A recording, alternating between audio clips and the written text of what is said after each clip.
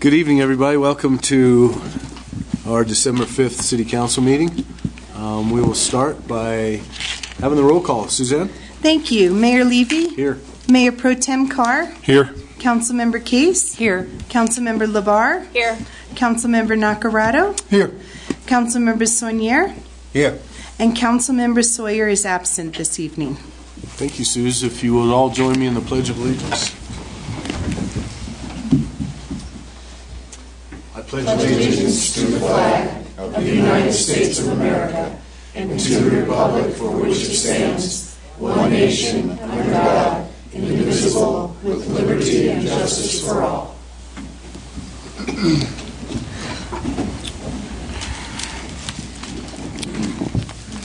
Okay, we have no ceremonies, presentations, and appointments tonight. Suze, do we have any additions, deletions, or corrections? No, sir. Okay, we'll move on to the consent calendar, if you'd like. Thank you. This evening we have one item on the consent calendar, and that is the approval of the minutes from the last council meeting of November 21st. Thank you, council. Questions, concerns? I gotta go get the list. If not, we'll call for a motion to approve the consent calendar, which only includes one thing tonight. I'll move to approve the consent calendar as presented. Second. Seconded by Mayor Pro Tem Carr. Thank you. Carr? Yes. Case? Yes. LeVar? Yes. Levy? Yes. Nacarado? Yes. Saunier? Yes. Thank you. Motion carries 6-0. Great, thank you very much. While the chief is bringing up our list of Thanks. public comment, folks, and I have one. Miss Alexander, is there something in particular you'd like to speak on tonight, or would you like to speak now? I can if you'd like, Mayor. Well, whatever is best for you. If we can take it right now. Well, let me just wait 1 second. See, does anyone else have anything for public comment tonight? Okay, if not, why don't we do it now, Miss Alexander?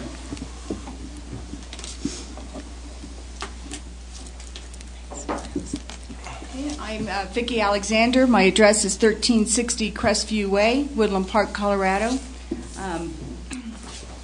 Mayor Levy and council, city council and government officials. What I'd like to do is read an email that I sent to and put into public record, an email that I sent to Mayor Levy, or two of them, after our last council meeting.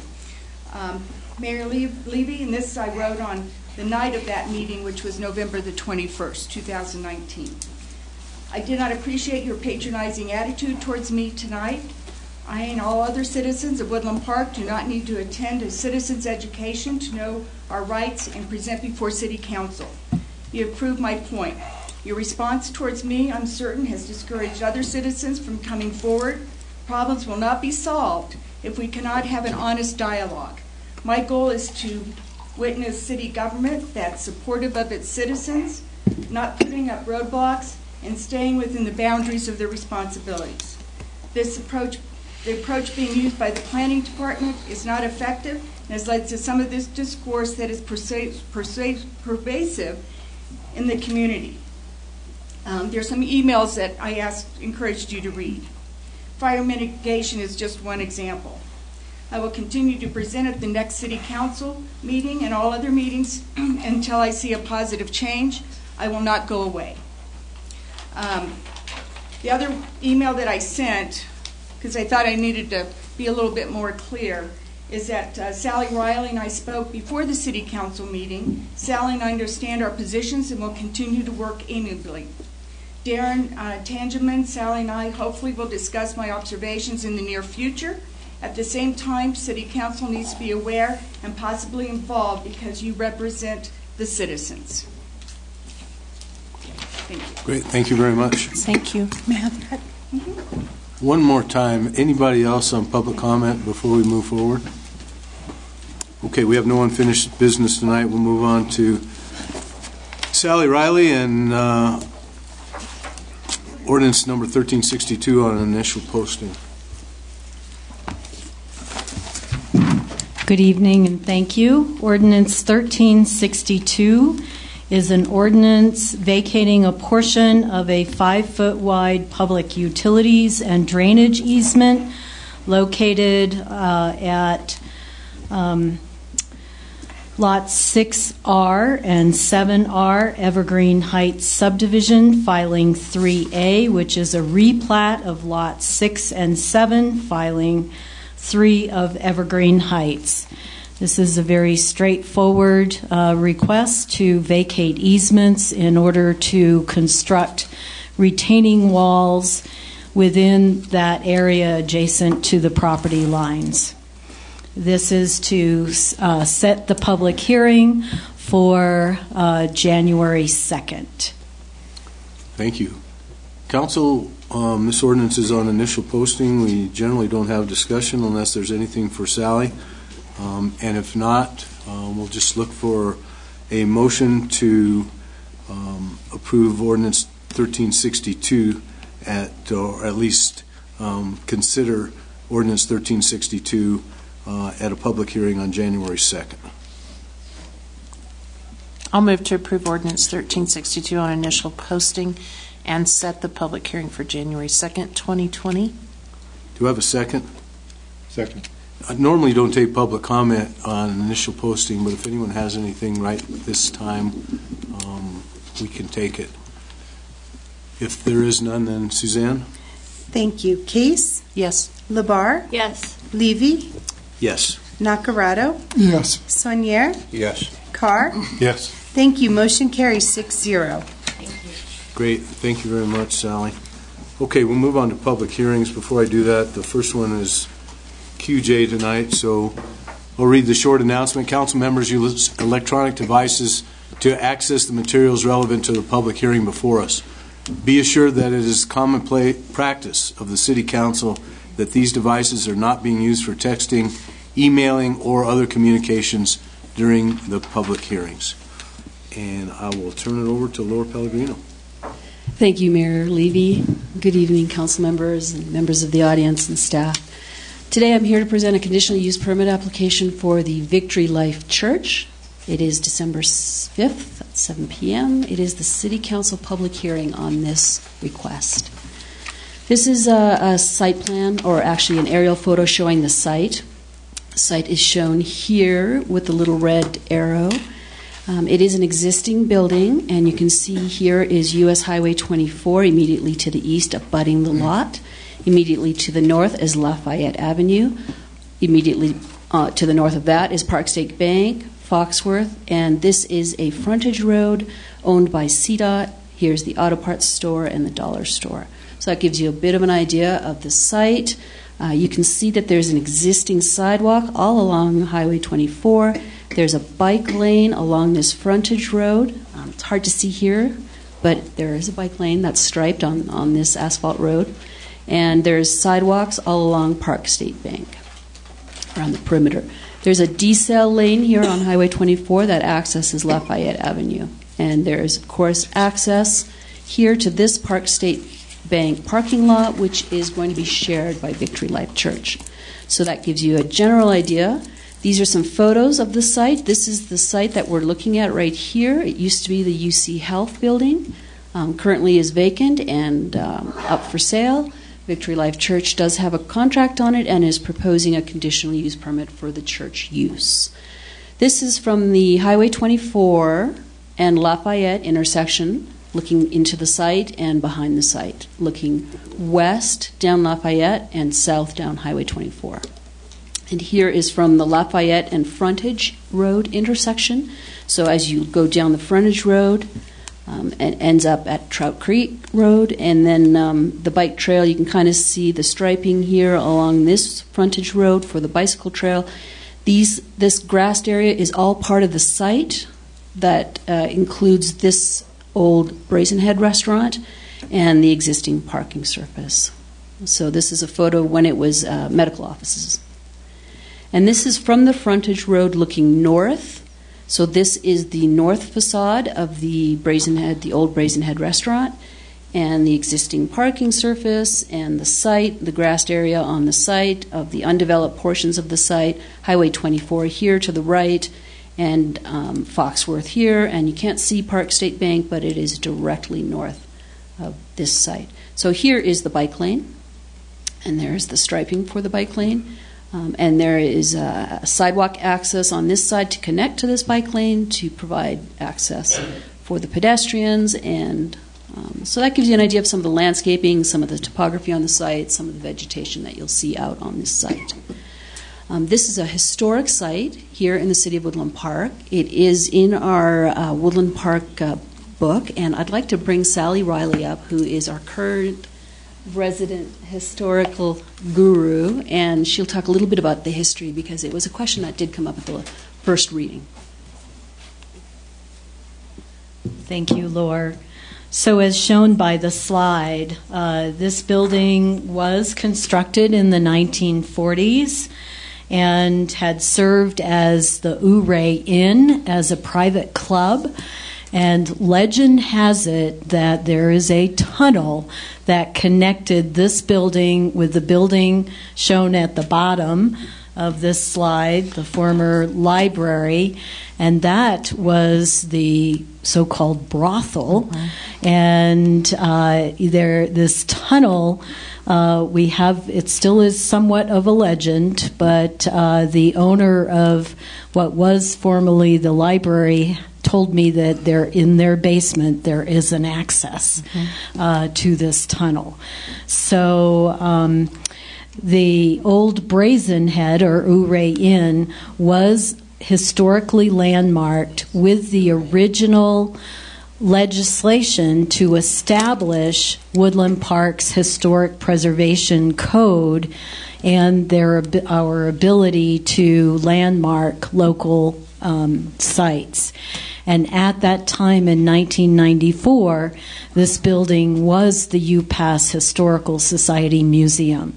So that was done in order to qualify for grants. But a lot of things happened after that 1994 action, and now the building is moving on to another life. Great, thanks. Love the pride in your voice when you say brothel. That was great. Thanks, Sally. Lots of history with this building, lots of uses, and the planning department is pleased and excited to see reuse of a vacant building into this proposed church use. So the site is shown here in this little triangular parcel. It is zoned CBD, which is shown in the light blue, and is surrounded by the Central Business Zone District. This is a site plan submitted by the architect, and what it does show is the existing footprint, which they are not proposing to change. It shows Lafayette to the north and the intersections from adjacent driveways and streets surrounding the property. Lafayette here will intersect with, it does intersect with Chestnut. Park State Bank here does have sidewalks and ramps all along its perimeter. Here is that turn lane that brings you into Lafayette, going, I guess that would be westbound on Highway 24. And what the applicant is, and there is an existing sidewalk here in the CDOT right-of-way that eventually connects to this bike path here. And there is right now currently an existing access from this site to Highway 24. It has been in the books for a long time, has existed as an access, was never permitted by CDOT. And after the Planning Commission hearing, we got a letter in response from CDOT requiring that this access be closed.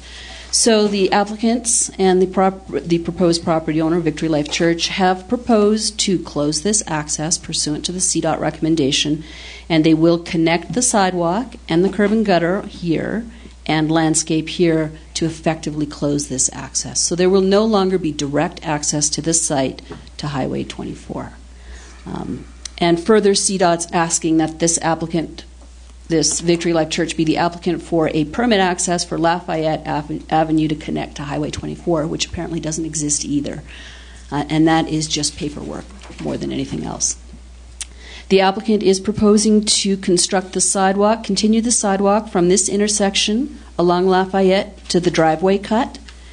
And they are proposing a new sidewalk, curb and gutter, and they will be constructing it, and that will be part of their zoning development permit when they come in for the remodel, because there will be some remodeling to the interior of the building without changing the footprint. We would accept, the city would accept Staff would accept fees in lieu for a sidewalk along this portion of Lafayette Avenue where Lafayette borders the site boundary if the applicant does not wish to construct that portion of the sidewalk at this time. So the option is available. So what this really shows is the parking layout. When we looked at the photos from previous slides, you could see that the parking surface was slightly deteriorated and there was virtually no striping left to identify the parking spaces. The architect has shown 34 spaces, has shown enough spaces on site, and then the applicants have submitted a parking agreement that was with the packet that was sent out to all the council members for parking to be shared 50 spaces with Park State Bank, which our parking regulations do allow for shared parking in this manner. So staff has no objection to that. They are looking at 34 spaces on site here, and they even have more. They can expand their parking if they so wish to further develop the site. And then 50 spaces off-site shared with Park State Bank for a total of 84 spaces, which is far more than the 66 spaces that are currently required given the size of the building. So that's the site plan. Here is a floor plan, a conceptual floor plan of what the sanctuary space would look like. They're proposing 234 seats, which is directly related to the amount of parking spaces they have to provide.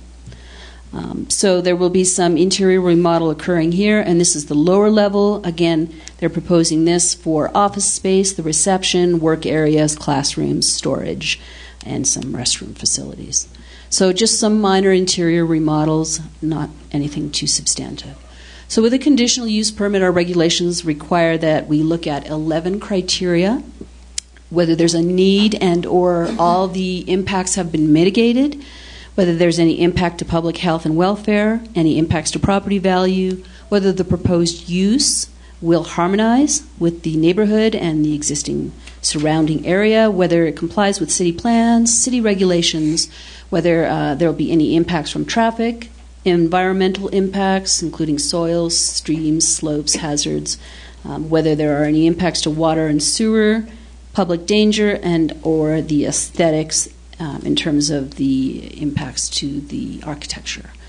So staff does feel that this is a adequate and appropriate use for this location, that there is a need for this church to locate particularly on this site given its location, its access, its visibility, and it serves the needs and it would be a great reuse for this particular building.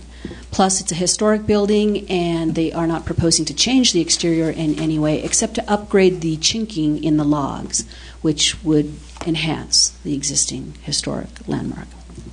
And this proposed development was sent to the Historic Preservation Committee, and they have no objections to this proposed use. Staff doesn't see any public health and welfare issues related to this proposed use, nor any negative impact to property values. As a matter of fact, property values will probably increase with occupancy of a vacant and unmaintained site.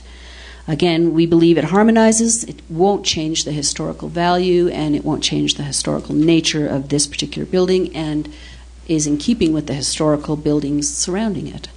It complies with city plans and city regulations. The applicant is proposing to construct the sidewalk and will either provide fees in lieu for the sidewalk portion that will not be constructed. And they will be upgrading their parking lot surface to meet the city regulation requirements. Traffic impact, the traffic report, the trip generation letter they submitted that was part of the packet indicates that there'll probably be less traffic than when it was a medical office. So the traffic impact should be less. Plus, the church is proposing to have a traffic committee that will deal with getting people from the Park State Bank parking lot over to their church, and they can discuss and give you more details if you so desire. There are no environmental impacts with the zoning development permit that will be submitted with the remodel. We will be looking at the site drainage, and there may be some slight improvements to some of the on-site drainage. Water and sewer are connected to the city, and taps do exist and are fine and available for the proposed use. There's no public danger that's anticipated, and again, as I said, the architecture does match and is not proposed to change, and the value of the landmark status will be maintained. So staff does find substantial compliance with all of the 11 conditional use permit standards and does recommend approval with conditions. This did go before the Planning Commission at a public hearing on November 14, 2019. They did consider the application, considered public testimony, and finally did recommend that council approve this conditional use permit with the conditions. And I'd like to go through the conditions in a little bit of detail. So, condition number 1, concurrent with the building permit submittal, the applicant shall submit a zoning development permit that includes a few items. A, they need to repair the existing exterior chinking of this historic building, and this must be completed prior to occupancy of the building. Victory Life Church does not plan to occupy the building until early spring, so they have time to make this construction, and they were okay with all of these conditions that are being proposed by staff. 1B, the submittal of all required fees, including the fees in lieu for the sidewalk, curb, and gutter that they will not be constructing, and they will be required to repair ADA ramps on existing sidewalks and close the gap on the sidewalk on Highway 24. All of this has to be done prior to occupancy again. And 1C, repair and expansion as necessary, including restrapping of the on-site parking surface, complete with drainage and any ADA requirements. And then we have condition number 2, all exterior lighting shall be downcast and shielded and warm, 3,000 Kelvin or warmer. Pursuant to the municipal code, at least 20% of the parcel shall remain as open space. Condition number 4, existing healthy, significant trees, and there are some on this site, shall be preserved to the extent reasonably feasible. On-site parking along the north and south sides of Lafayette Avenue for the length of the site boundary that borders on Lafayette shall be prohibited to increase safety and improve site triangle visibility. The property owner is responsible for cleaning and snow removal for all the existing and newly constructed sidewalks. The maximum occupancy of the building is limited to the parking standards. The parking and occupancy are tied. And the property owner must submit to the State of Colorado Highway Access Permit for the Lafayette Avenue US 24 intersection, as I already stated. And then they will be required to close the US 24 access and build a sidewalk through there. And further, they will, CDOT is recommending a sidewalk all along the Lafayette Avenue boundary. So staff does recommend approval of City of Woodland Park Ordinance Number 1361, Series 2019. It's an ordinance granting a conditional use permit for use 1809090K4, churches, synagogues, and other places of worship in the Central Business District, the CBD zone, with an address of 720 West US Highway 24. Mr. Chairman, that concludes my presentation. If there are any questions, I would just like to state for the record that the architect, Mr. Ken Hartsfield, is here tonight in the audience and is available to come up and answer specific questions about the site and the architecture. And we also have representatives from Victory Life Church. We have Janet Ortega, I think I'm pronouncing this right, and Eliza, okay. And we also have Sierra Kinnaman, who is also a member of our Keep Woodland Park Beautiful Committee. These are all representatives of Victory Life Church, and they are available for questions if you have any. Sounds good, Council. We can hear from the applicant, or we can question Laura now. What would you like to do? Would you like to hear from the applicant first? Could I just ask Please. one question? It's about the subdivision of this lot. I see you got 1, 2, 3. Yes, this lot has an interesting history. So when the highway was expanded and they built this frontage road, this Lot 1 and Lot 3 used to go all the way down to here. You can see these green lines. This used to be all part of Lot 3. And Lot 2 followed and bounded on this little green line right here. Well, the highway came through, built this frontage road, they improved it, they gave this triangular piece to this property, and then they cut Lot 3 right here, and Lot 1 is a piece of Lot 1. So it is parts of lots. Are they buildable? They are buildable. Especially with this proposed use, they're not looking at changing the existing footprint. Lot 1 is entirely buildable and could sustain future development. And Lot 3 is not quite so buildable, but there is area for a small building. There's certainly area to expand the parking lot into both lots 1 and 3. Would it be advisable just to have their subdivision of them lots with that parking lot overhanging and intruding into those lots, or has that already been taken into consideration? We have discussed with Victory Life Church the benefit of consolidating this all into one lot. It is entirely up to them. It certainly cleans up the lot. Yeah. It's not required since they own all of these 3, we're not so concerned of the overhang of the parking lot. I understand that, but just as they're moving into it so that they understand what they possibly could be getting into with encroachment on their other 2 lots there, if they could clean it up now, it might be better for them, but private property, their business, I'm just bringing it up. That's all I'm doing. Yep. Okay. And it has not been conveyed yet. It's still under contract. So It hasn't been conveyed? No. Okay, thank you. Kelly? I'd just like to know when the closing date is scheduled, or when they anticipate closing. That's a good question, and I'll get the applicant to answer that Thank because you. I believe it might change. Anything else for Laura, and then we'll bring up the applicant and the architect. If not, thanks, Laura. Whoever would like to represent the application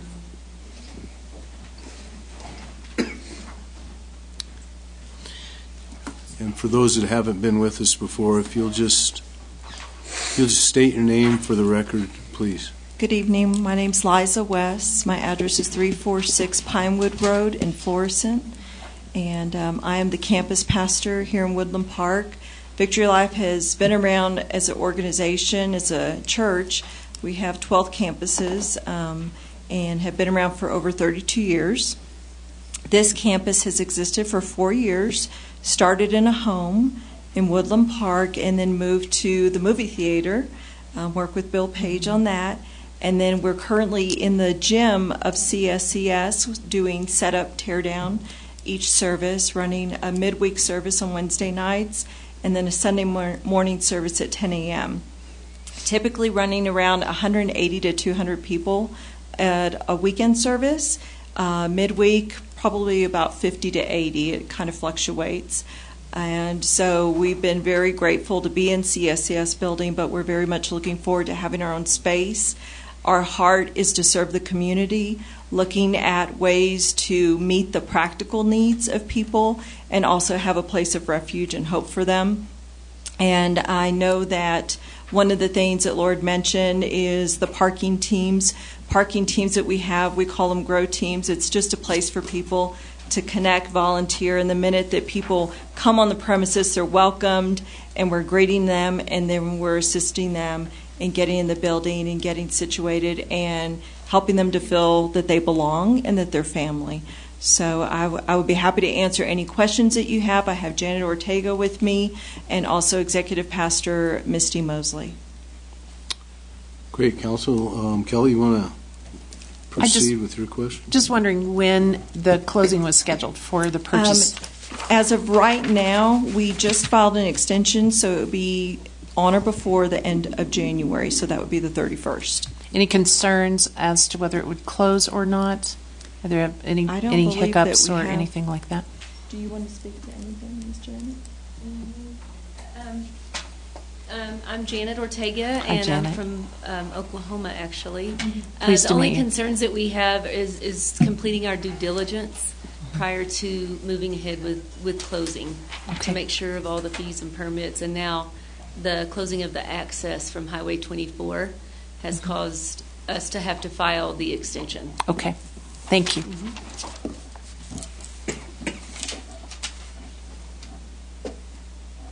Okay, Council, any other questions? Go ahead, Bill. Thank you, Mr. Mayor. I often bring this up, but I noticed you had 2 handicap parking spots there, which is to code. I always recommend more because the code, especially church-going folk, at least in my church, 2 would not get us very far. But you have the option to do whatever you want past 2. I welcome the opportunity for you to examine the number there. Thank you. Anything else, Council? A question for you relative to the sidewalk that you're not going to do. and pay fees in lieu. What's the thought process there? Why would you not put the sidewalk in now? Evening, Ken Hartsfield, 1151 Sundance Circle, architect, working on behalf of the Victory Life Church. Consideration is the existing grading situation there and the existing culverts. So rather than put the expense of making repairs from the existing condition, it's adequate now, but any improvements would complicate the issue at this point. So we're looking at deferring putting that sidewalk in some future time or paying the fees in lieu as suggested by the planning staff to address that issue. We are looking at a future expansion, possibly the parking, depending on how the situation works with the cooperative parking with Park State Bank. And in the development in the future, as it may occur, we'd be addressing whatever drainage issues that exist there now. Makes sense. Thank you. Val? One more. You remind me of something I was going to ask. We've become a little in jeopardy recently on another issue where we had fees in lieu of that aren't going to be close. Are our fees in lieu of going to be at such a ratio that we're looking at the you-know-who property situation that we're not going to say by name? So by code, the fees in lieu are determined by the city engineer, and it is based on the construction costs as if you were going to construct it today. So it would reflect what it would cost to construct a 5-foot sidewalk with curb and gutter. And you take into consideration the obstacles in the way with culverts and everything else? Well, the engineer would be looking at that. If We there are, don't have an engineer at this point. hopefully we will soon. So we will look at that. We'll look at all the implications. And they will know the cost. Thank you. Yeah. Those fees in lieu of are currently estimated? We haven't done the estimate. The applicant will produce the estimate, and then our city engineer will review it and ensure that it is adequate to cover the costs of construction. Thank you. Sally, don't we mark that up a percentage for inflation when we collect fees in lieu? Or, I'm sorry, lower? Nope, it is based on the construction. The actual construction costs. Yes. I just thought we always Today's marked that up for value. inflation. Thank you. Anybody else? Okay, we'll move on to public comment then. Would anybody like to speak on this issue from the community? This is your opportunity. Okay, if not, we'll... I'm sorry? I do have one, Mayor. Please.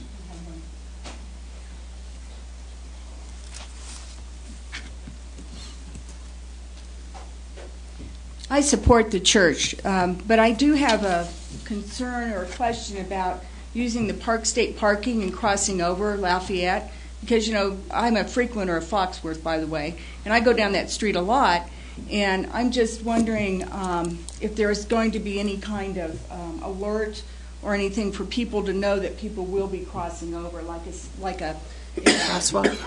Crosswalk, yes.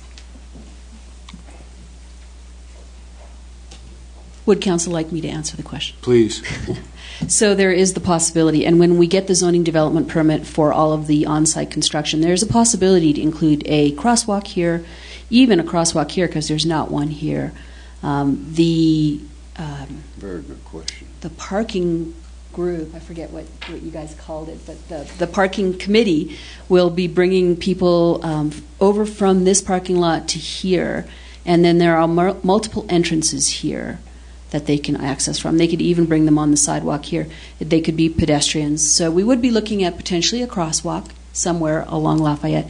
We're also prohibiting parking along the south side of Lafayette and the north side of Lafayette here. That will increase visibility and safety. Great, thank you very much. Anyone else on public comment? Okay, if not, we'll close the public comment. Council, anything else? Questions, concerns? Okay, if not, then call for a motion to approve ordinance number 1361. I guess this is my evening, Mr. Mayor. Good I'll for move you. to approve ordinance 1361 as presented. Great. Do I hear a second? Second. Okay, a motion and a second. Suzanne? Thank you. Excuse me. Case? Yes. Labar? Yes. Levy? Yes. Nacarado? Yes. Sonier? Yes. Carr? Yes. Thank you. Motion carries 6-0. Great. Thank you very much. Great presentation. Thanks. Good luck to Victory Church. Best of luck to you all. Okay, we'll move on to agenda item number 9B and C. Emily, if you will take these together, we'll vote on them obviously separately, but we'll start with you on 9B. Okay.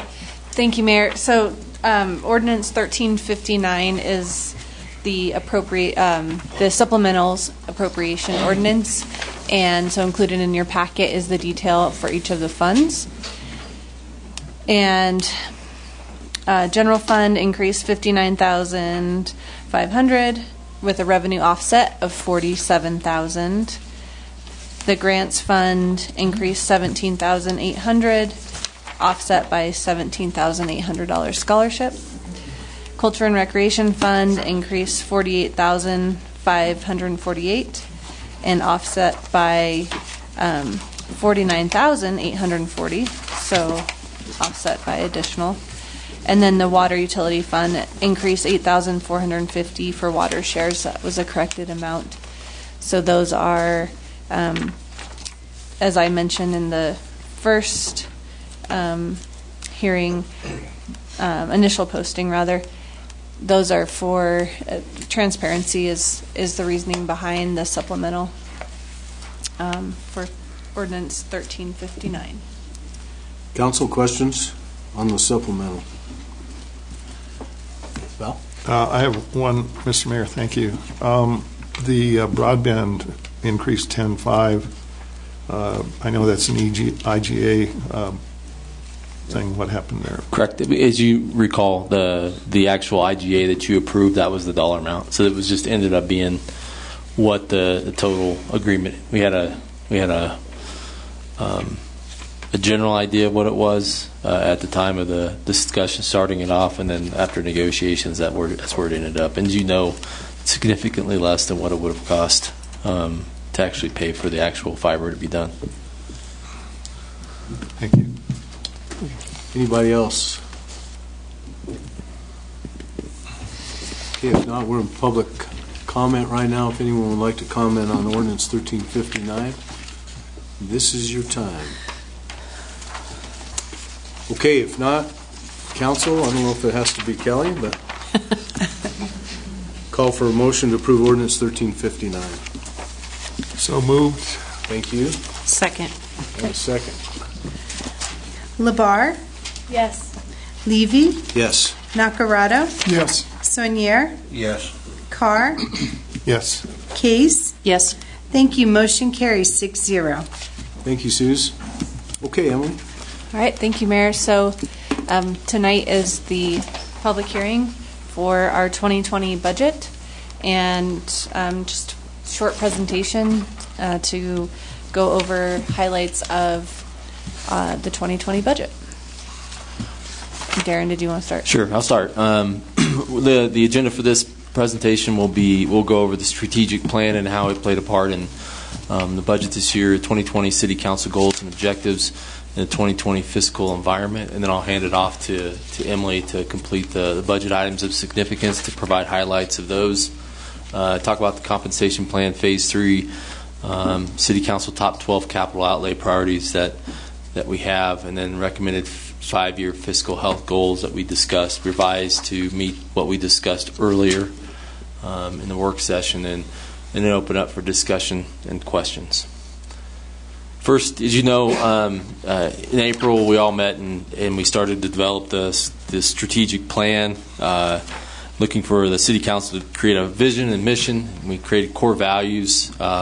We really modified the core values, and we'll talk about that at the end of the meeting. They're present in the City Council chambers right now, but the real focus was the 5 priorities for the city for the coming years. The overarching goal being the safety and security of the community, economic development, financial sustainability, our infrastructure, and then our workforce. City Council goals was one of the major ones is to increase the unassigned fund balance reserve year over year with a final UFBR between 20 and 25%. That's what we started off with this year in terms of our goal. Find ways to pay down the city's $977,000 in debt service sooner to reduce interest costs to our local taxpayers. City Council approved Phase 3 of the 3 phases of the city's employee compensation plan. This year we have a 1.5% COLA in the 3.2% performance pool. And this was to reduce the cost of turnover and retain competent and trained employees within the city. Then focus the budget revenues and expenditures on City Council's 5 strategic priorities. Looking at each of those, each expenditure review to ensure it met these priorities. A little hard to read, but the 2020 fiscal environment, I wanted to touch on some of the things that influenced the budget this year. Healthcare. Some of the things that many businesses, not only the city, are impacted by. This year, we started off, I believe, with it was in the 20%. What was it? 23%. We negotiated down to 14% with the existing plan, and then we had to restructure our plan to get it down to 6% premium increase. And what it did, it ultimately reduced one option for our city staff in terms of the plans that they could have. We normally would have 3 plans. We got it down to 2 plans. So we did. It'll be more difficult for staff, but we ultimately were able to reduce the impact of that to the overall budget. I still think we still have a very good benefits package, but we did have to restructure to get that cost down. The minimum wage mandate, right? The state over the last, I think it's 4 years, might be 5 years, I can't recall. We're getting to that last year of that in 2020, and it's a 9% increase, and the city has to absorb that, and we've had to absorb that over the last 4 years, and so that's not easy, and that's something that also impacts our budget. It's something that we have to absorb because we have a lot of minimum wage employees within the city. We have, I believe, 36 that work within the Woodland Aquatic Center and some other departments that we have that will be impacted by that. And then following that, it will return to a CPI increase, a state mandated CPI increase for minimum wage into the future. So we can't ignore it. Although it won't be 9%, it may be 2 or 3% into the future. And of course, that's probably had an impact on, because you have wage compression, that has an impact on all other wages. So we may see a reduced impact as that returns to a CPI. Sales tax, due to the observed economic slowdown that we've seen, we're still growing, but it's not growing as fast as it once was. One of the most historic levels of growth that we've seen in our history as a country. But it is slowing down, and as a result, we're estimating a 3.2% increase in sales tax for 2020. Property tax certification demonstrated a 16% increase in 2020. We just received the final certification from the county, and it's a reduction of about $1,500 total in terms of what would have been there at $2,003,266. It'll be slightly less. And then severance tax, because of the oil and gas industry and some of the impacts from state policy actions and the industry in itself, we're seeing a 49.2% decrease in severance tax revenues for the city and almost every city and local government in the state of Colorado who gets that pass through. And for us, it'll be a $45,000 a decrease in revenue in 2020 and every year into the future, is as predicted. And then our unrestricted fund balance reserve is at 17.03%. That is slightly higher than the Government Finance Officer Association's standard of 16.7%, or 2 months of operational revenues or expenditures. So that's where we're at with that. We're above it. And then with what we were speaking about earlier with the city council, we are looking in January to put an ordinance on the table for a capital debt service reserve starting at a minimum of $100,000 each year for the next 5 years to put towards debt service, to retire a debt service faster and reduce interest payments for our taxpayers. And also, and we'll talk about that later, open up a really meaningful window for City Council to consider a mill levy reduction in the future. One thing to think about in terms of, real revenues and one-time revenues, PSAP stipends, which is our dispatch stipends, likely will decrease in 2021. That we have this coming year in 2020, but we believe that they could decrease by as much as 50% or $100,000. There is the potential during the 2021 and 2022 valuation cycle that we could see a Gallagher impact of as much as $181,000. That's worst case scenario in terms of reduction of property tax revenue. These are things we can't control. Discretionary spending for this year, Community Investment Fund. The City Council has approved $10,000 for the Community Investment Fund in this draft budget, and they've approved $15,000 for Main Street. I do understand there is an intent to eliminate the $10,000 for the Community Investment Fund in 2021, but we will have one more year of that as part of this budget. And then finally, as a result of a reduction to get us to the $100,000 that we needed to get to for the capital debt service reserve, our general capital outlay budget is $303,064, or $303,064, or $303,064. Sorry, as prioritized by City Council. So, Emily. Okay, thank you, Darren. So previously noted, $100,000 will be designated, or in this designated fund balance reserves, going to the capital debt service reserve, and the remainder, $1,591,314, equates to a 17.03% UFBR. Revenues are expected to increase 7.7% over the 2019 adopted budget, with projected $132,739 increase in the 2% sales tax. Highway User Tax Fund, HUTF, and construction tax are lower than 2019 due to slowing growth in the construction industry and a decrease in the amount of gasoline being sold, which is what HUTF funds come from. Grants will bring in approximately $330,000 to offset general fund expenditures, including $200,000 in the PSAP Public Safety Answering Point funds, which support dispatch. Culture and Recreation will see a decrease in the transfer from the general fund because the Ute Pass Cultural Center, Woodland Aquatic Center, and the recreation programs continue to improve in marketing and their sales. Streets Capital Fund, supported by the 1% sales tax, will see over $1.8 million in pavement management projects, including Highway 67 improvements and a rebuild of Baldwin Street.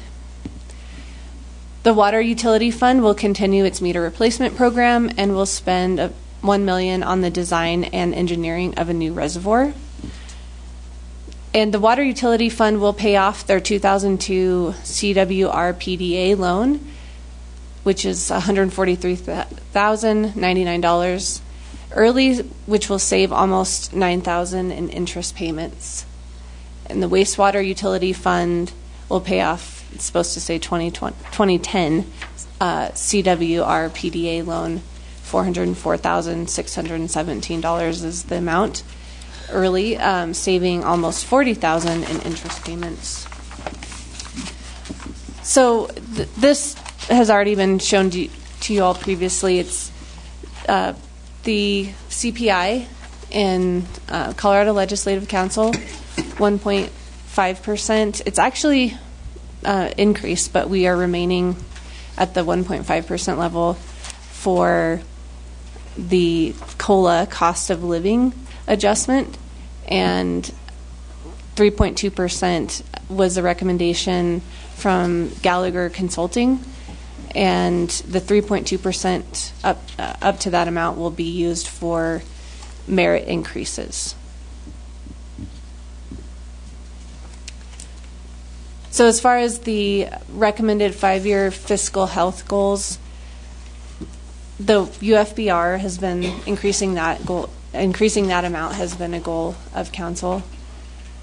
It was 11.8% in 2018, expected to be 17.1% in 2019, and we'll, as we collect sales tax and adjust things, it could be up to 20% in the years 2020 to 2025. The GFOA, which is Government Finance Officers Association, does recommend a minimum of about 16.7%, which equates to 2 months general operating revenues. The debt service coverage ratio is related to the amount of debt that we have, which we would like to see that increase, that number, of course, and depending on our revenues that will come in, it could be hopefully up to 1.25 in 2022. Of course, the capital debt service reserve, which we had a work session about that earlier and mentioned it previously. $100,000 over 5 years would equate to approximately $500,000 plus whatever our yield is in interest. And so the GO bond and the COP debt service payoff hopefully will be able to give us enough that the mill levy will be reduced, could be potentially reduced in future years. And potentially the DDA dissolution would reduce the mill levy by 1.171, which would equate to $144,369. So the capital outlay priorities, this was the ranking that was done in work sessions earlier this year. And the list is here. Of course, a couple of them, Cassell, finance software, and lodging revs. Excuse me, Emily. Let me just check with council. I'm not sure that we need to go through this again. Sure. What are your thoughts? I guess what I want to, you don't have, if the city council doesn't want to, this is, I do want to touch on one thing that was a result of the city council's decision to bring the capital debt service reserve up to $100,000. As a result, if you could go to the next slide, we had to cut off the Public Works Wash Bay capital outlay that the city council had as a priority. We do have that on there, and it has been removed for now, and it's working generally okay right now. But we know sometime next year we're probably gonna need to look at its replacement. As a result, we would come back to city council for a possible supplemental at that time. I'm sorry. Sure. No, go ahead, Kelly. I just wanted to bring up a point that I know that in a meeting that we've had, joint meetings with the county recently, that they have offered for us to, have invited us for us to take advantage of what they have up in Divide at their transportation center in the meantime in a collaborative effort. So correct. We have an interim us an plan. Opportunity. Have an interim plan until then. Yeah. We could. I'm sorry. Go ahead, Emily. I was just going to mention in 2020 we can always come back with a supplemental to add that back in. Thanks, Prue. Well, thank you, Mr. Mayor. So here we go with my net zero on the budget discussion. I know you removed it as an expenditure of $10,000, but there's also the savings column there. And So to me, it's a net zero to the budget overall. We agreed. There is. We do see it as a potential savings over a few years in terms of its impact of washing the mag chloride and all the chemicals off the vehicles after they go out and do their snow plowing and so forth, of potentially extending the life and the body and the structures of our vehicle fleet. So there is that. It's not immediate. I mean, we do have an estimate that is generally what we feel what we could recoup from it. In general, I think next year, I can let Kip talk about it. We've got the wash bay working in such a way that it'll work through probably mid-year next year, and we could come back to City Council for its repair. If you can, Kip, if you want to add to that. Actually, it's pretty good. I don't really have much. I mean, it's working at the moment. Like anything around here, you just never know. And when you need it, sometimes it's there, sometimes it's not. And so we feel like we can take that risk now based on where we're at with it, but we will it will be the top priority for me to come back to City Council to supplemental next year if we need to repair it. So my request, beg your pardon. No, go right ahead. Thank you, Mr. Mayor.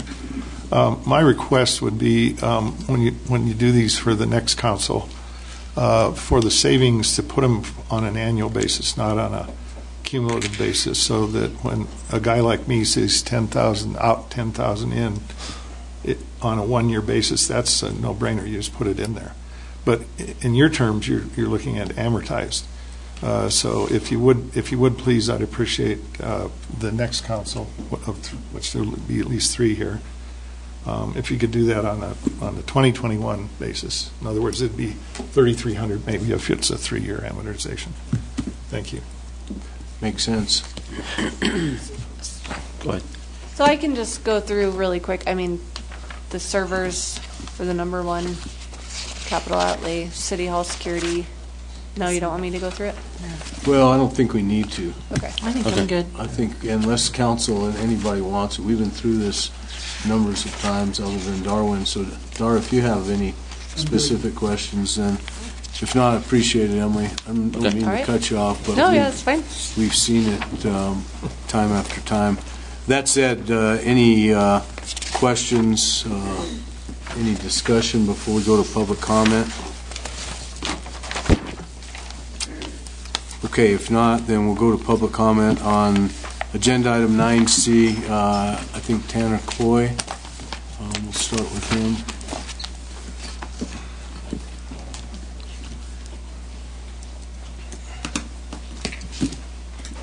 Good evening, Mayor, Council, staff, and everyone. Tanner Coy, 240 East Highway 24. It's nice to see you again. Thanks for letting me speak. I'm here tonight just to continue being a voice for fiscal conservatism, advocating a position for lower taxes, smaller government, and less debt. What I've seen so far in this budget cycle and what you're being asked to approve here is raises the tax burden on your citizens. You've already approved that. It increases government expenditures at a rate that outpaces the growth in revenues. So we're increasing government. We're not purchasing assets or investing that money. Even the $100,000 you discussed earlier tonight going into savings added to what's in the budget effectively reduces our contribution to savings. So we are saving less, spending more, doing it on government operations and compensation. And it's coming at increased tax burden to your citizens. This is liberal and progressive government. It's not fiscal conservatism. And I oppose it, and I hope that you'll think twice about this. It doesn't need to be approved tonight. It can go back for revision, and I hope that you'll consider that. That's all. Thank you. Thanks. Mr. Mayor, I'd like to challenge Mr. Tanner and the DDA board to practice the same approach. Thank you. Thank you. Challenge accepted. I bet you we reduce our debt at a rate much faster than you do. There's the bet. Okay? This is not Thank going you. to be tit for tat. We're No, all not trying at all. to make just it. But it's a challenge. healthy competition, isn't it? Who can reduce debt faster? You threw down the gauntlet, I've picked it up. Thank you. Thank you very much. Anybody else in public comment relative to agenda item 9C?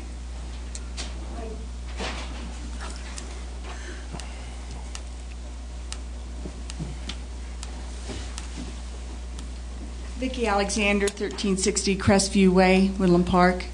I do have one comment, and it has to do, and I've only lived in the city for a few months, but over time I've heard about the Woodland Aquatic Center and how much it's costing versus the revenue it's taking in, and I know that we're a government. But I do have questions about that and how that as well as how much debt we have and how that happened over time. And I don't think I've ever heard answers to those two things. On the Woodland Aquatic Center, I think it'd be nice to see data on what's occurring there on a regular basis, or anything else that seems to be a concern of City Council or Mayor.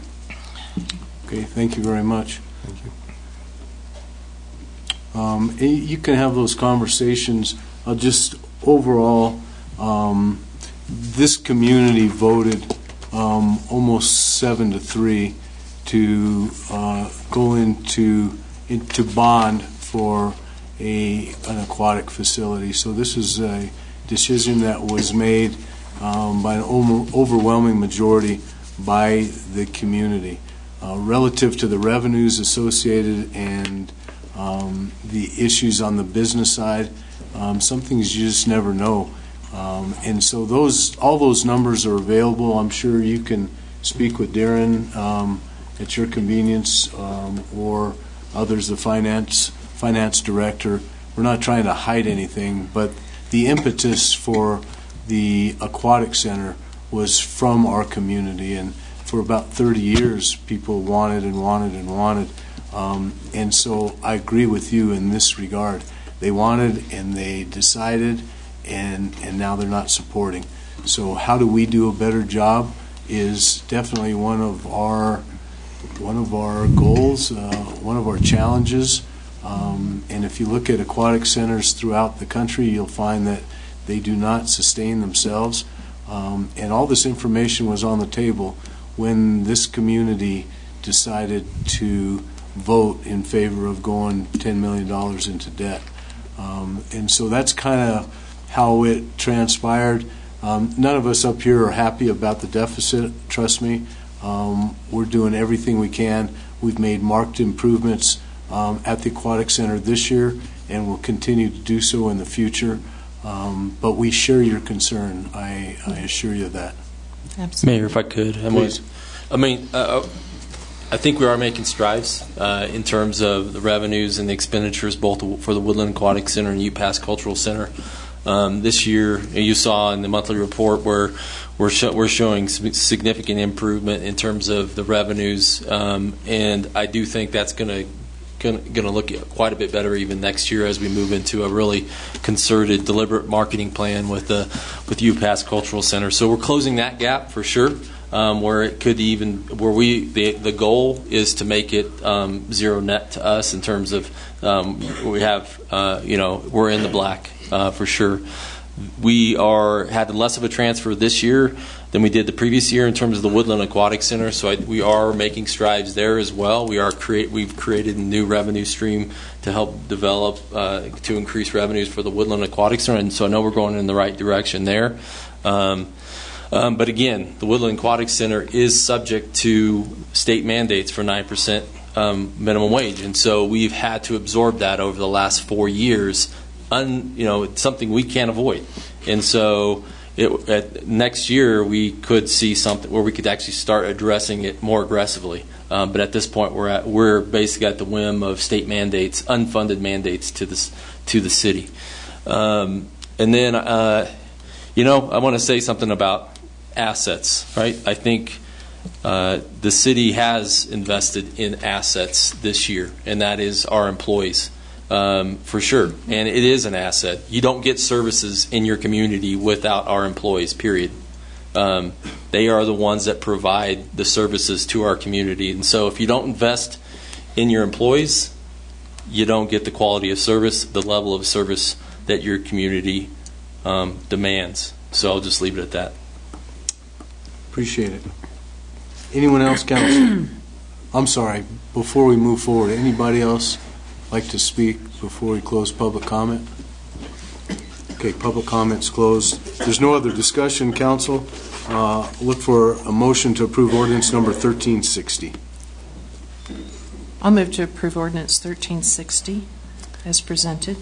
Thank you. Here, second? Second. And a second. Mr. Mayor, I'd like to just make a comment. I'd like to thank the council and staff for all the hard work. We've gone through a lot of iterations. We've worked very hard on what I think is a very responsible budget. To call me a liberal is about as far away from the truth as there is, and I think we've done a good job and have a good plan of attack, and would thank the council and the staff and the citizens for the hard work on this budget. Thank you. Yes, ma'am. Thank you. Val? Thank you. Comment myself here. We started out a long time ago with a process that was new to us and driven by staff as opposed to council. And we've gone through months and months and months of presentations and incredible data from staff. The result of which is what you see tonight in our final budget that will be published. I'm still disturbed about the cultural center, Parks and Rec, the whole cultural and rec history. Cindy and the staff have inherited a problem that they're doing the best they can to resolve. We're still $660,000 in the negative amongst all those entities. I've been asking a question for 2 years about how much enough is enough, and we're still struggling with that. We, meaning the city, is working towards resolving that. But $660,000 is not what we signed up for, and they're doing yeoman work trying to get there. But it's pennies on the dollar of where we need to get, and it's the council's job to examine that situation as a vision for the city, because the citizens said, I want my Janie to swim in a pool. $15 million, no problem, whatever. That's a problem for me. The other problem I have is the $281,000 windfall we got. We did not really make an effort to offset that. We've done a good job in putting $100,000 off into reserve, a restricted reserve. We talked about that earlier this evening. And I'm really thrilled about that. I would have liked to put $281,000 in it. But for that and a whole bunch of other reasons, I'll be voting no on this budget. Okay, anybody else? We've got a motion and a second. Suzanne? Thank you. Levy? Yes. Nacarado? Yes. Saunier? No. Carr? No. Case? Yes. Labar? Yes. Thank you. Motion carries 4-2. Thank you, Suzanne. A couple closing comments for everybody that's in this room and for those that are listening, certainly for the people that are sitting on this dais. We started this process March, April, May with the strategic plan, and there was ample opportunity for everybody. There will continue to be ample opportunity to everybody, but more times than not in my almost 6 years sitting here, we end up having suggestions and wants at the very, very last minute. So my suggestion is that let's try to do a better job next year, whether we have to start earlier, I don't know, whether everybody's got to get their ideas on the table early. There's no reason to wait. Everybody working together. I think we had a great process, and we're never going to make everybody happy with the budget. I don't know when that's ever happened. in my time, even in the last couple of years. And it's got nothing to do with me. It's got to do with the council. It's got to do with the community. We've gone from $150,000 in a UFBR, unassigned fund balance reserve, to close to $1.6 million in a matter of a couple of years. So for those people that call in us liberals, whatever, it doesn't matter what the moniker is or the name calling, this group has made a concerted effort to take care of our employees, to be sure that our community is as safe as we can possibly make it, and to do a better job of managing our money. We really have. I know it's not fast enough for you, Tanner, and I get it. I understand your concerns, and you're not alone. Unfortunately, there's not 200 people sitting here tonight voicing the same thing that you are, nor are there 200 people sitting here tonight saying you guys got the best budget we've ever seen. People care, and we are doing the best job I think that we can. We will continue to improve, as you see what we've already outlined for next year, and so don't disregard the steps that this council has made, and it's a result of staff, of the community, and the council. And I think everyone here that will be on council next year, and even those that aren't, are, they're dedicated to improve our fiscal condition, and sometimes things happen a little bit slower than we want to. But look back and see the great strides that we have made in any number of areas, and I'm proud that we've done that, because I was I was here when the numbers weren't so great. And so I want to thank everybody, specifically this council, and everybody's not happy. 4-2 vote is not what I want. I want a 6-0 vote, like everybody does. It's hard to come by. But we've made tremendous strides, and I don't want anybody to forget that. And there's no doubt about the improvements that we've made, and really under everyone's leadership, and specifically Kelly, because she's had the experience for 17 years or so as our finance director, and she saw some of the shortfalls and made it very clear to all of us. And we took her experience and we took her recommendations and we moved forward. And you know what? Email me, call me, anything you want. But we've made tremendous strides, and I'm proud of where we are in our financial condition in this community.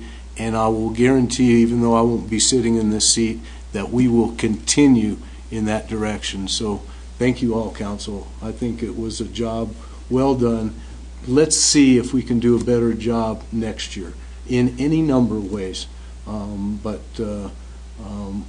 really proud of where we are relative to where we were. And absolutely, it's all because of the people that are sitting here. Absolutely. So thank you very much. Mayor. Okay, we have no new business tonight. We'll move on to reports. And I'll start with this. Since we passed the budget tonight, our December 19th meeting, if I could get consensus from council, will be canceled, and our next council meeting will be January 2nd. Can I get consensus on that? Everybody good with that? Yes. Yeah. So our next meeting will be on January 2nd. Then I've lots of events, lots of great stuff going on in our community this weekend and from now all the way through Christmas time. I probably don't have these exactly in order of appearance, but I'll note them, and I know council will fill in some of the blanks that I leave out. This Saturday, 8 o'clock to 11, kind of all kicks off the Kiwanis Breakfast with Santa at the Ute Pass Cultural Center. Lots of kids, lots of families, always a great event. That night, it's December 7th, we'll have the annual Lighter Side of Christmas Parade. This year with a little bit different approach in that the lighting ceremony after the parade and the fireworks will be at Memorial Park. And so we're very fortunate. We're going to get tremendous weather conditions, and I know, I think Cindy told me free hot chocolate from Starbucks. We're going to have music. We're going to have the greatest lighting ceremony that you can possibly imagine. And so Darren was here for the first time last year for a Christmas parade, and we kind of looked at each other, and I said to him, and he shook his head, you know what, this is what Woodland Park's all about. And so if you want to feel what Woodland Park's all about, come to the Christmas parade and try to be involved in as many of these events this weekend as you possibly can, because it, for me, it really sets us apart. There's no question. Okay, Holiday Home Tour, one of the greatest events we have in this community. We'll run Saturday and Sunday from, I believe, 10 to 5. Well, it'll be a little longer, right? 10 to 7 or so on Saturday, and 10 to 5. 10 to 5. Okay, and 11 to 5 or so on Sunday. 10 to 5 on Sunday. 10 to 5 also, both days. That's why I have these people that help me get things right. But come to that. I mean, the homes are tremendous. The decorating, I've seen a couple, and you'll just have a great time. And the weather's going to be almost 50 and sunny, so no reason to miss it. Lots of great stuff going on in town. In addition to the tree lighting at Memorial Park, we'll have Candy Cane Lane, which is kind of new for us. I don't know exactly how to describe it, but it'll kind of be an avenue for people to come from the parade to the park and gather there for the Christmas lighting, which will start at 7 o'clock. Santa will be delivered on a fire truck this year. We'll have holiday music, lighting the tree, crazy hat contest. Just imagine 300-400 people, including a bunch of kids, which resonates with me. But lots of people with smiles on their faces, no one thinking about budgets, everybody enjoying. Hallelujah. Everybody enjoying our community, and so I'm thrilled to be a part of that.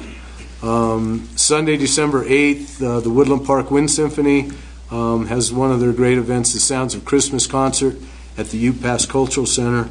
Val might be able to add to that later.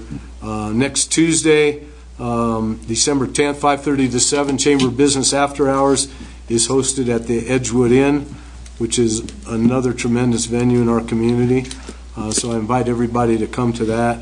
A week from Saturday, 7 o'clock, Woodland Park Community Singers Christmas concert at the Dixon Performing Arts Center at the high school. And then Tuesday, December 31st, Nicole's not here, but in another attempt to help our revenues at the Cultural Center, we're going to have a New Year's Eve celebration. We've got a great menu. We've got just a lot of good things happening. If you want to party on New Year's Eve and you don't want to go down the pass and you want to be a safe, fun environment, the Cultural Center will be great, and Nicole is doing a fantastic job, so appreciate that. Last for me, we won't be here, and so first and foremost to staff. Don't cry. No, I won't cry, but it's emotional because it's it's a family time, and it's important, and so spend as much time as you can with your family, and know that we support as council as much as we can for our citizens, and certainly for our staff, and everybody have a Merry Christmas. Thank you, Val. Thank you, Mr. Mayor. Neil mentioned the mayor. I'm sorry. Neil's good. Neil mentioned a couple Mountain Arts Council. I'm on the Mountain Arts Council board. The Wind Symphony, the Brass Choir, Craig Harms groups, and the Woodland Park Community Singers are all really active at this time of year. The Mountain Artists did their show. I was mentioning family. We are a family here. We have our disagreements. We have less disagreements than a lot of families, actually, that I have intimate experience with. But anyway, I just finished 2 weeks of family with my brother, and other people before Thanksgiving. We went to the Swiss Chalet after we buried my father, and then we went off and enjoyed San Diego. 50s and sunny was what we had in San Diego, so I was kind of bummed I didn't break out my swimming suit, but I guess I'll be able to do it here. The Charter Review Committee is coming up on their last meeting on the 10th, and the documents will be going out shortly on our last draft, but we'll have final draft, and we've done yeoman work on that committee. There's wonderful people who've been involved, and Jason has his work cut out for him. I want to thank Mrs. Jason for the treat we got today. And I want to thank the staff. They're always great, and they always support me really well. They support us all up here, but I ask them a lot of hard questions, a lot of time, and ask for a lot of responses, and they always come through immediately. And so I really do appreciate the staff. And I want you to have a Merry Christmas, Happy Holidays, and do your thing with your families. That's what's important in this world. Thank you. Thank you, Kelly. Thank you, Mr. Mayor. I'd just like to wish and thank the staff for all you do for the community, and compliment you on your skill and everything that you do for us. And I'd like to thank the council for everything that you've done. It's a pleasure to work with all of you. And the citizens, thank you for your support and input. And I'd just like to wish everyone a very happy holiday season, to include Christmas and New Year's, and of course, my birthday. And Hanukkah. I'm celebrating my whole month. And what? And the holiday home tour. No. How about us Jewish people? Hanukkah. Yeah, happy Hanukkah to you, Neil. And Kwanzaa and all those else. other, I'm not real What familiar, else we so you'll have to help me out with that. But all of those Just things, I kidding. wish you a happy. Thank you. Thank you. Very much. I wish your rest of your family a Merry Christmas. Thank you. I don't have anything to report tonight other than happy holidays to everyone. There you go. Merry Christmas. Thanks for being a great team to work with everyone. So, and I think we're going to have a lot of success in the future because we've finally found a way to communicate and appreciate each other. So, thanks. Thanks, Hillary. Darwin? Wish everyone a Merry Christmas, staff, council. As president of Mountain Arts Council, to reiterate what the mayor and Mayor Pro Tem have said, a lot of our organizations are really active this time of year. Wind Symphony, Community Singers. This little bitty thing is a miniature version of their poster and their bigger card for the Wind Symphony's December 8th concert. They're really terrific. If you're not in the Christmas spirit when you go there, you will be when you leave. They do a great job. Merry Christmas, Happy New Year, everyone. Thanks, Dar. Paul? Thank you, Mayor. Thank everybody here. I will obviously, Happy Hanukkah. Know what Hanukkah is all about. Dreidels and white and blue lights and Herbie the Hanukkah candle. Merry Christmas, everybody. That's from being from Brooklyn. You understand? For Brooklyn. Okay, you mix a little. And I wish everyone safe holidays, enjoying your families and having a good time. I want to thank whoever decorated the over at Bergstrom Park, the car and the stagecoach. It looked beautiful. I saw it for the first time tonight. I don't know who did that, Tana, but great job. It really looks nice. I will be busy with the parade, as I am every year, and working that. And Sunday I'll be working on the Phoenix program for our local kids for bullying and things of that nature. I invite all these down to Green Mountain Falls at least to make a bid on some silent auctions and then later on a live auction. It'll do good for the kids and for the community. And yes, we have made great strides in the city on this council. And I know that next year, with the many challenges that face you with rising gas prices and other legislation and other areas where you'll be hit, it will be difficult, but you'll get through it. And the council has a better view on how they should look at budgets as they move forward in the future. And I'm hoping and praying that you have a successful strategical plan that looks out 10 years with professional and also community input. And I would like to thank everybody for all their participation, patience, and understanding. Thank you very much. Thank you, sir. Okay, we'll move on to City Attorney's report. Before you do that, we all need to Thank you, thank Mrs. you Jason. for our fudge. I'm not sure that. Thank you. I'm not sure our city attorney has ever passed out Christmas presents, but it's kind of nice. And I love fudge, so thanks very much, Chef. Something that I've always done. So I don't have anything to report other than apologize for running out. I have a frog that has taken residence in my throat. I've started the eviction process, but these things take time. Jeez. As only an attorney could say. Darren? First, let me just, I haven't had a chance to present this in its totality to the community. It won't take a whole lot of time, but I do want to, as you see behind the podium, we do have the city's, after the strategic planning process, City Council created the vision, mission, core values for the city. So if I could, I'd just like to present those tonight pretty quickly. First of all, the vision, which is the City Council's vision. It went back and forth in April. We refined it over time. But the vision that City Council created as part of the strategic planning process to help drive our budget process this year. The Woodland Park is a safe, welcoming mountain community where the majestic surroundings inspire our high standards.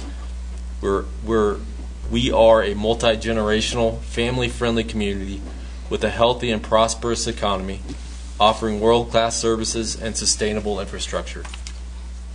Taking it down a notch to the city staff, from a mission perspective, our mission is to protect, promote, and enhance the general well-being of our mountain community through an unwavering commitment to excellence that strengthens public trust. And then the core values that our city staff, and I would hope our community holds us to this. Strive, service, selfless service to our community and each other, with a passion and purpose that empowers our team and strengthens our community. Trust, earn confidence and credibility from our community and stakeholders in the fairness, competence, and reliability of our words and actions. Hold us to that. And come talk to me if we're not doing that. Respect. Always convey dignity and respect to everyone and all that we do and say. Abide by our laws, ordinances, city charter, and the U.S. Constitution. Integrity. Consistently hold ourselves to the highest level of honesty, truthfulness, and moral and ethical conduct. Vision. And I like the last two a lot because these are new ones for the city in many ways. Proactively seek out and identify future problems and innovative solutions that anticipate stakeholder impacts and develop systems which enable our team and our community to reach their full potential. In terms of excellence, a commitment to continuous personal, professional, and organizational improvement that demonstrates we're open to new ideas, change, and never satisfied with the status quo. So those, I really want the community to know that will be everywhere in each one of our departments. You'll find these everywhere. In every department that you go, you have it here. You have it in the front of City Hall. You have it in the PD, Public Works, you name it. And so please hold us to those standards. And lastly, I just want to, just like everyone here has said, I want to wish the community and our staff a Merry Christmas. As a staff, we want to wish the community a Merry Christmas. Our employees will be out, during the holidays. They'll be fixing, they'll be plowing the roads. They'll be fixing your water mains when you're all asleep or with your families. They'll be providing safe water to your tap. They'll be ensuring it's returned to the environment in a safe manner as well, in many ways. And they're ensuring you have a safe environment in our community, So I just want to thank our staff because they do a lot to ensure that we have the community that all of our community expects. And lastly, I want to defer some of my time to Suzanne for some of the upcoming info for the election that's coming up. Thank you, Darren. First, I'd like to say, if there's any reason to go to Candy Cane Lane this year, it's to see our very own Ryan Beatty from Parks and Rec dressed up as a giant candy cane. I think that is the reason for everyone to be there to see that. We've gotten a visual, and it's very cool to see. So I hope you all enjoy that.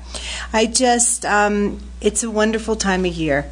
And it's one of my favorite times of year as the city clerk. It's election season, the beginning of election season, which is for every clerk, it's our Super Bowl and the time of year that we love the most. I wanted to just go through with council and the audience and people listening at home some important dates so they have these in mind. As you all know, the election is Tuesday, April 7th, 2020.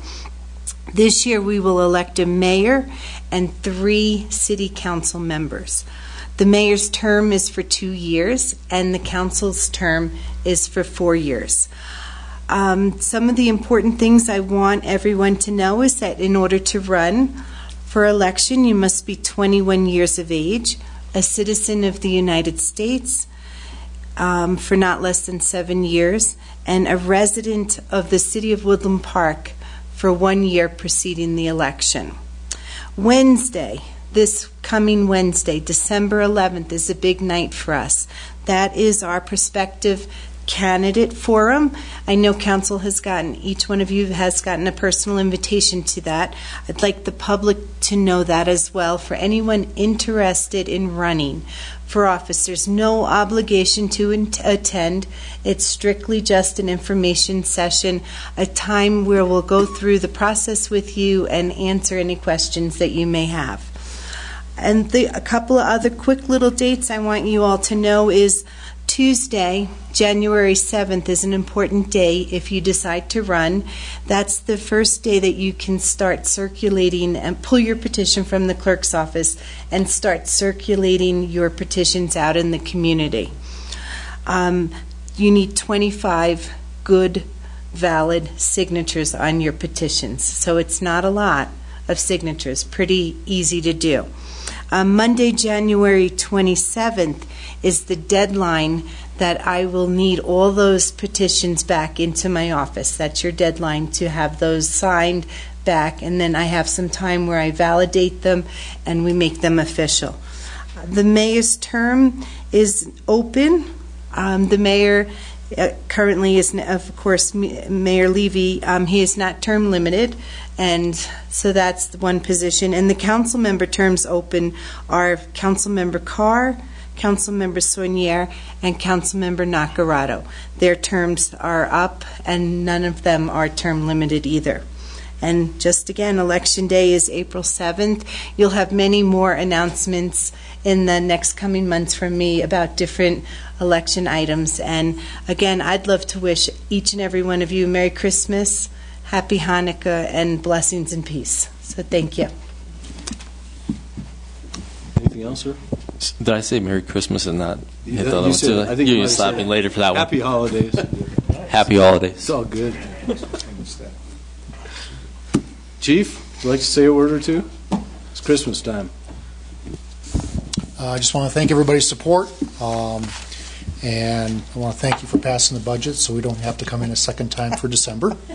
And one other thing we have going on is 2 of our people that are in the police academy are going to be graduating December 20th. One of them is from the city manager's veterans program, Darren Rivera Trailer. He was a Black Hawk mechanic, and now he's going to be a police officer. And Courtney Wadham was a dispatcher, and she's going to be a code enforcement officer working with Sally. So very proud of all the hard work that they did down in the academy since August. Great.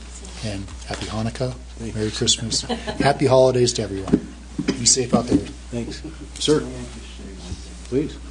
I want to thank you officers for the work of They were very, very professional. They took things into the gave me tremendously and helped that product. Thank you for the professionalism of your officers. I appreciate it. You're very welcome. Thank you. I'll pass it on. Kip, got anything for us? Thank you, Council, for everything. It's greatly appreciated. We'll just be out doing our thing. If you have any questions, give me a call staff, whatever you need. Happy holidays. I'll say this, you guys have done a lot already. Just driving to this council meeting today and seeing all the lights in Main Street and all the hard work. It just, we're a special community and people recognize that from near and far away. So thanks very, very much. Appreciate it. I'll pass that along to the guys. It's all them. I get it. Emily, anything else? Yeah, thank you, Mayor. I just want to thank everyone for all of your support and help, and especially the staff, the department heads, and in particular, Darren, city manager, for all of their help with my first budget, being in charge. And it was quite the experience, and I've learned a lot. And I really appreciate all the support. And thank you all for everything that you do for our community. And I'm really excited to have my first Christmas season here in Woodland Park and see all the festivities on Saturday. So thank you so much, and happy holidays. Merry Christmas. Thank you. Council, anything else? Wish everybody happy holiday. Thank you very much. 8:37. No, I'm just got to write the time down. 8:37. It's not bad.